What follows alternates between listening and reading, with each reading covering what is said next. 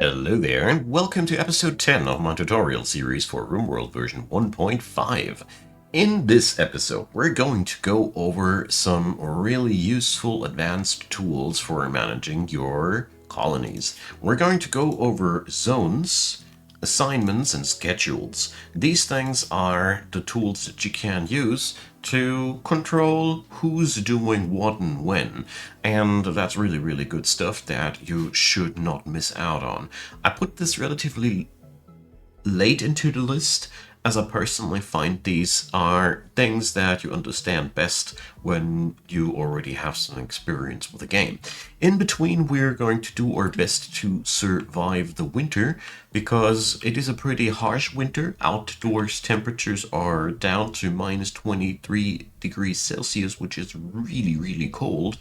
The world spawn point does play a huge role in terms of temperature, which means the more you go into this way, the colder the winters, and the more you go into this way, the warmer the winters. It's always like that. So, in short, we have some things on our schedule. Conway is making some jackets, and that is exactly what we're going to need. So, in between zones. So, we can have zones as many as we want to. They are controlled in this area here, and it's called expand allowed area. So when you click it, you have this drop down menu, and it defines home zone. That is an automatically created zone that defines the area that your colonists define as their home. They will care about that area. They will repair what's in that area, quench fires in that area. It is a multi-purpose thing that is automatically declared on all the structures that you claim or build, as you can see here. You can, by the way, disable that by clicking on, where was it? It's one of these many here. Here, the house icon here. So toggle automatically expanding the home area around new constructions.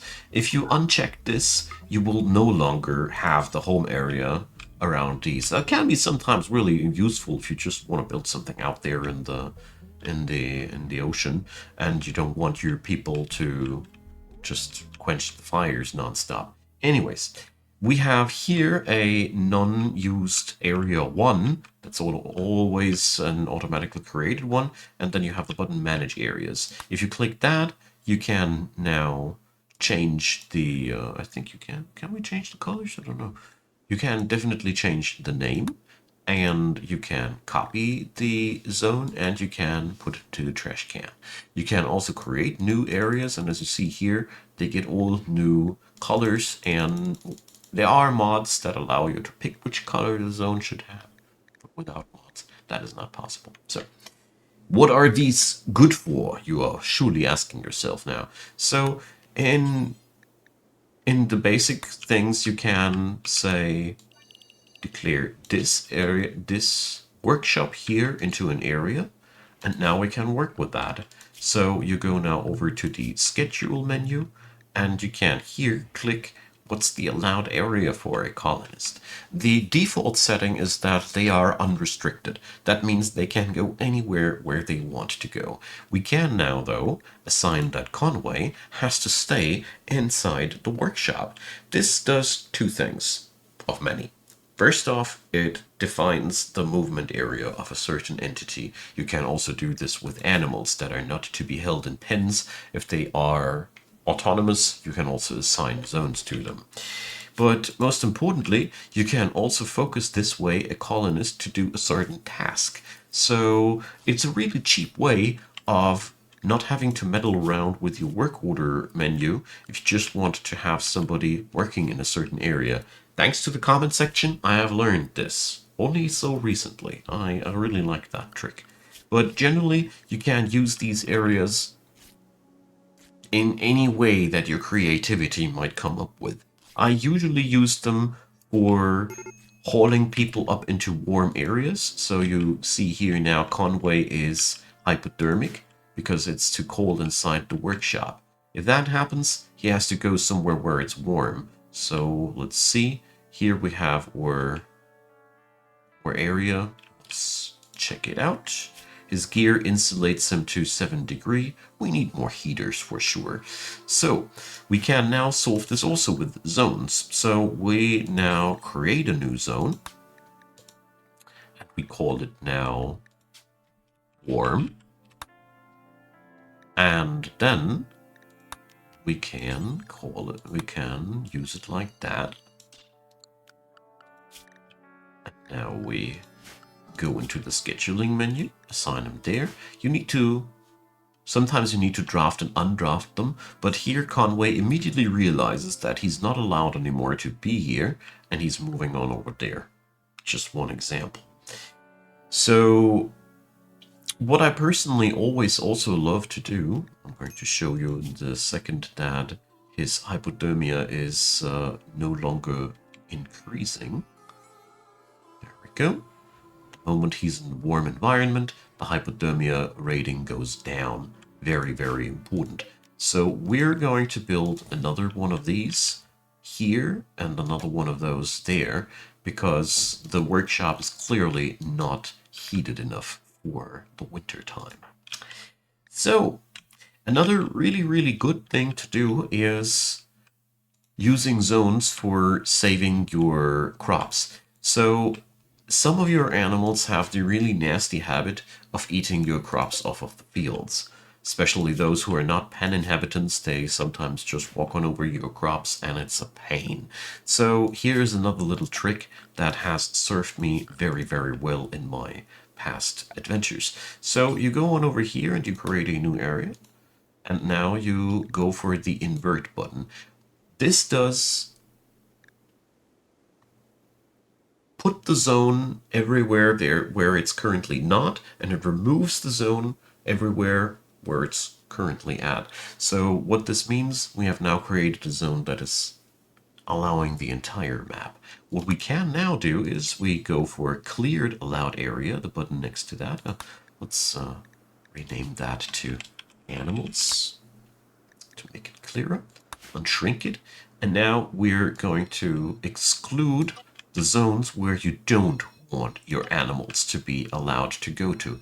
Usually you will exclude the bedrooms of your people. I highly recommend you to exclude also the areas where you store your liquor and your food, if you want them to eat a specific food. But this way you can create an overlay which will allow you to configure exactly where you want to have your animals to be able to go to.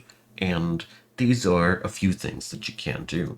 Another thing that is very common for me to do in terms of zone assignments is if there are any nature catastrophes like toxic fallout. It is also very, very useful. Toxic fallout basically means that your colonists will slowly get lethally poisoned when they stay outside. So you need to force them to stay inside. Zones are the most easy way to resolve that problem, and I think with the stuff I've shown you here, you should be easily capable to define zones that do the trick.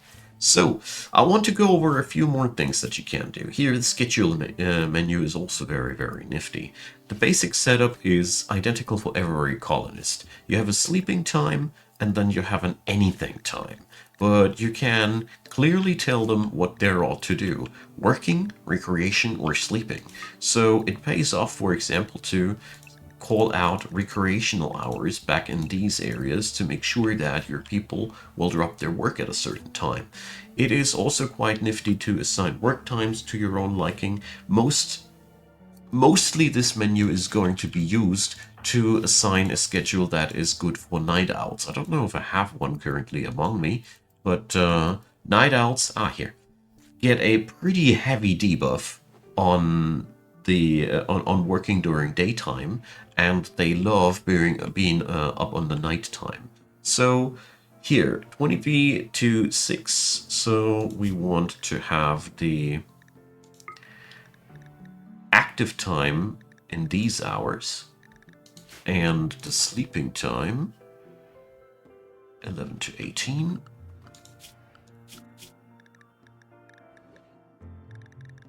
There we go, you click the button and then you tell them to go this way, and then you can assign that to your own liking.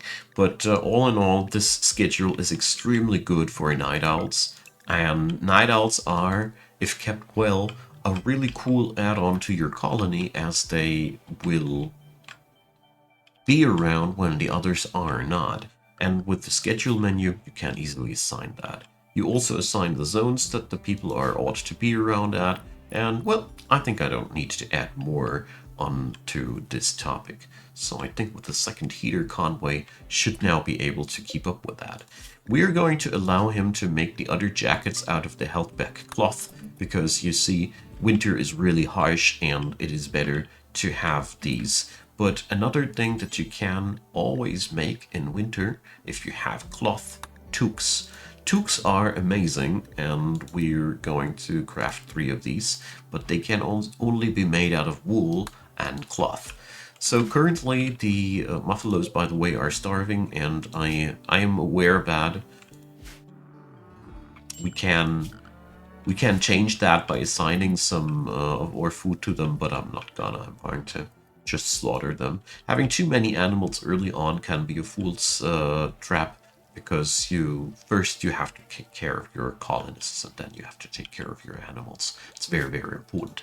So the assignment menu here also allows you to do other wonderful things. First up, you can assign what kind of medicine people should have. I think I already showed this, but the default, in my humble opinion, should be always herbal meds or worse, because you don't want the industrial type of medicine assigned to any brews. That would be a total waste. That stuff is so hard to come by, and it is an extremely potent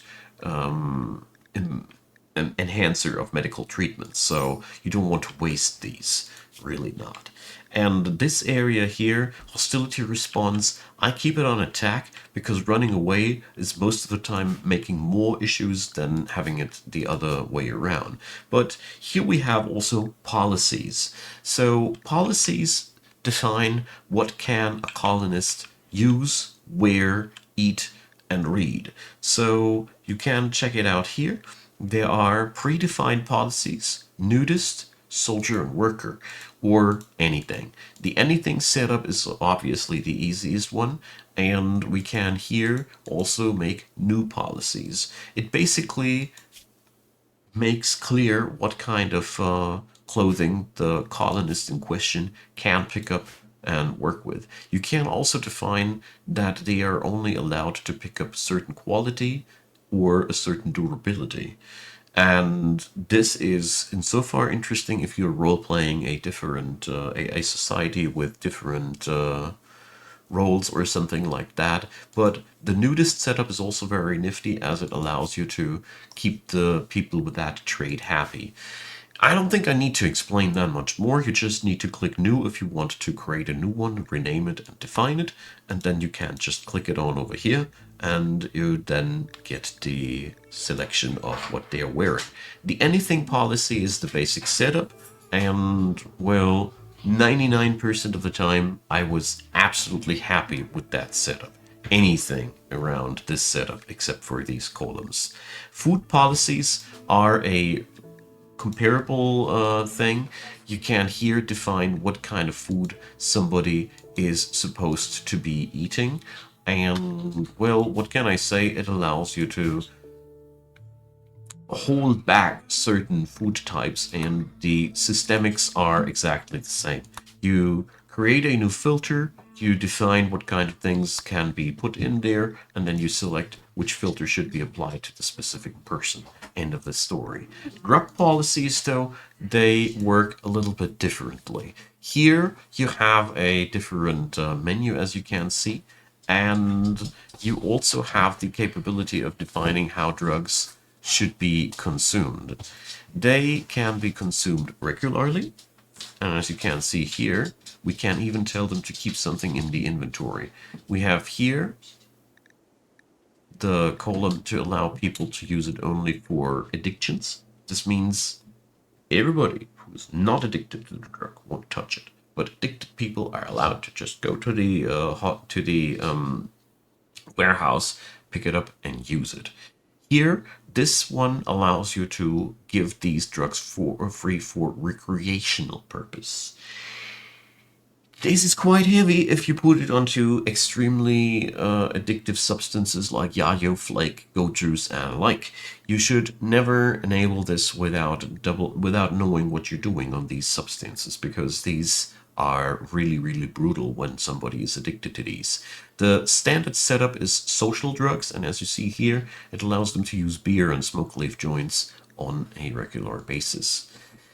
Then the last tab here is scheduled usage. This allows you to schedule somebody's use of a certain drug, and I want to show you on the example of panoxycyllin how to configure that. Panoxycyllin, by the way, is amazing. This drug blocks really, really nasty diseases, but must be taken every 5 days to remain effective. So I like to weave that into the social drugs layer because it kills two birds with one stone. The social drugs layer is pretty good. It's also the default one. And if you check mark it here, and then you change the frequency to every 5 days, the opposite here allows you to define it the other way around. Then you have that, and you tell them to keep one in their inventory at all times so they don't need to run to the warehouse if necessary. And here in these areas, this is for drugs that have a recreational value. Here you can basically put on the tabs to, well, emulate a society that goes high on reefers whenever they are feeling bad, or goes high on yayo whenever they're feeling bored. These are the configuration gauges that you need for these purposes. But that panoxycyllin thing, it is good to do that on every single run like that, because that stuff is really good and it's worth making. So reading policies are new to version 1.5. So here we have now new different books. There's novels, schematics, and textbooks. They all give different bonuses. And, well, basically you can define what kind of bonus the reader should prefer. Books give skill learning bonuses, or they give you a progress on a certain research. So, in a nutshell, you can create a new filter and call it shooting, and then forbid all but shooting books. And that way, your person in question will only be reading shooting books. That is just what it does. I think this is a pretty nifty little thing, so let's call it here shooting, and configure it to your own liking. You also can call your people to carry around medicine at all times. This is interesting for your primary doctors. So when we check it out here, we have one person with a high medical rating. It can be a really, really good idea to tell them to carry around some medicine. Personally, I prefer herbal medicine because that means whenever something bad happens, your doctor will have the meds in his pocket and he has not to run back to the warehouse to fetch them up. This can be often the difference between life and death. Because seriously, there are really, really... Sometimes you only have a couple of hours to start treating the people, and the more meds you have at hand, the more injuries you can treat at once, and that is really, really crucial and important. So, these are all tools that I personally don't use too much, but whenever I have to use them, they are of highest effectiveness. So I can really only recommend using zones for all manner of things. And the scheduling and the assignment menus, especially this one, I mostly use it for role-playing purposes. The buttons in that area here, or for specialization purposes, especially if you want to force somebody to wear armor at all times. This is a pretty good thing. But since the game allows you to just right-click a certain type of gear and then force the person to wear it, you can pretty easily override these clothing policies. So let's see. Sadly, don't have a worn-out piece of clothing anywhere lying around, but basically, Yeah, here we can go for it. I want to show it to you. So when you force wear something, the piece of clothing shows up like this. There are now forced pieces of apparel on the person, and this will make it so that Melinio now will never change that piece of clothing in question because it's forced upon him. When you now click clear forced, it usually stays on their noggin or wherever the clothing piece belongs to, and they will be then replacing it when the quality drops down, because you need to know every piece of clothing has durability, and that durability wears down over the course of time. And Rimworld colonists have not ever heard anything of the weird things like sewing your clothing back together. It's not a thing. You can't repair clothing without mods, so not gonna happen. Live with it. You have to replace clothing regularly, and then you can sell off the old clothes to the traders that are around, or you can carry your old worn out clothing to other places on the world. That is also absolutely viable and not a damnable thing at all. So at this point of the game, when you have mastered all these things, you are absolutely fit and well to explore the game on your own peril. We are going to continue here this series with a little bit of a leap of time ahead, because the thing is, the next few steps are lengthy and I can't explain too much about it. We already see how it works to survive through winter. There will be not many new surprises along the way, so we don't need to explain much on that end. The only thing that I want to include into this episode before we jump ahead in time are shelves. So shelves for your warehouses are a brilliant good idea, because these are adding more room into your warehouse. A shelf does take more items per square than when you put them on the ground. But not only that, the items on the shelf are considered to be tucked away in the eyes of your colonist, and they are not ugly anymore. Because when we check out the beauty rating, you will quickly notice that all the items lying on the ground are exuding ugliness. Rimworld colonists hate things that are just lying on the ground and being not tucked away. They find it unorderly, and therefore you do best by building them some of these. We are all about organizing today, as you see. I'm letting Conway finish the jacket. And as you can see here now, our survival is now a lot easier with the jackets and the toques. So, these shelves allow you to store more stuff in your warehouse, like I said, and I personally also love them to organize stuff. So I'm going to force Conway to now build me some of these shelves. So shelves are initially configured to store everything, which is not really good because we want to store our food elsewhere. We have already set up a food area. But there is an easy override to that. You just go to your food storage area and you give it a higher priority than preferred, because all of the shelves start with a priority of preferred. So the shelves now also accept food, but as long as there is room here, your colonists will put the food first here and then into the shelves. Easy workaround.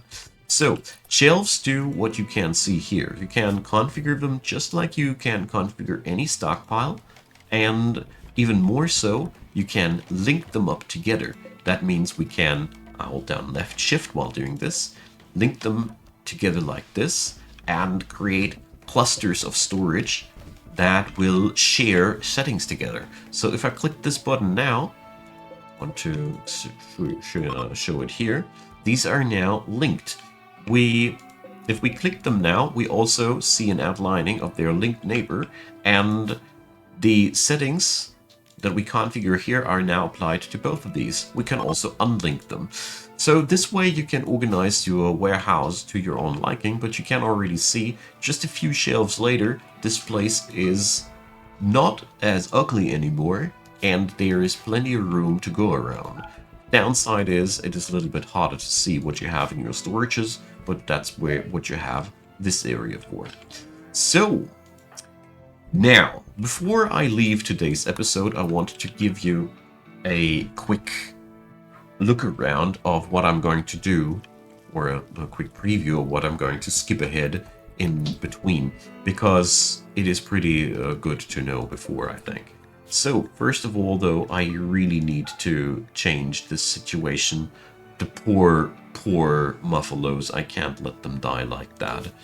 I have a weak spot for these animals, so we're going to allow some potatoes on this place, and they're going to be critical priority. So let's see. Somebody should be hauling some of these down there then anytime soon. So during the winter, we're not going to be doing much except for hunting some stuff and researching and crafting and things that don't show us more. The next big step ahead for gameplay's sake is microelectronics. Microelectronics unlocks a few things that are fundamental for the mid and late game. So I will go ahead for the next episode and unlock microelectronics, and we're going to be working with that in the next episode. And the other thing that is fundamentally important to research in between to get yourself ready for the later stages of the game, at least in my humble opinion, modders are mandatory. They are just so useful for so many danger scenarios. I wouldn't want to play without them. Flak armor is really good because armor matters. I'm going to explain that in later episodes, but if you can squeeze it in between, it is really, really that good. Prosthetics are also really important and valuable. Bionic prosthetics are much better, but it is still way better to have a prosthetic leg or over a peg leg. So, since mutilations happen quite regularly, you might want to go for that.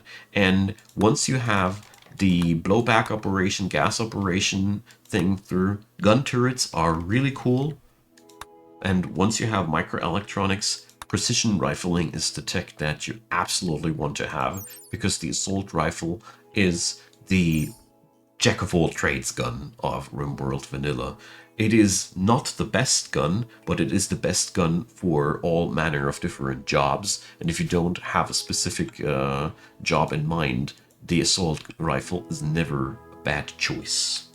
Good. I'll leave it up like that for today, because that was a lot of technical deets, and I think you guys will go on for the next episode when we're going to talk about the applications of the other wonderful mid and late game things. So, as you see there, this one is already on extreme malnutrition. So, as a slight little outro thing, to get this done now, we need to rescue that poor thing. And yeah, we're going to feed it. So next episode, like I said, we're going to go over microelectronics and the world beyond. And I hope you guys will enjoy. Leave me your comments, drop me a thumbs up, and give me a subscription if you'd be so kind. I'd be more than happy. That being said, I will continue the next episode, and check out the description box. Discord is down there, Twitch is down there, and if you'd be so kind to support the channel, it'd be my pleasure. So, have a wonderful day. A big thanks to all the supporters of Icon Gaming. You are truly amazing people, and see you all next time. Bye bye.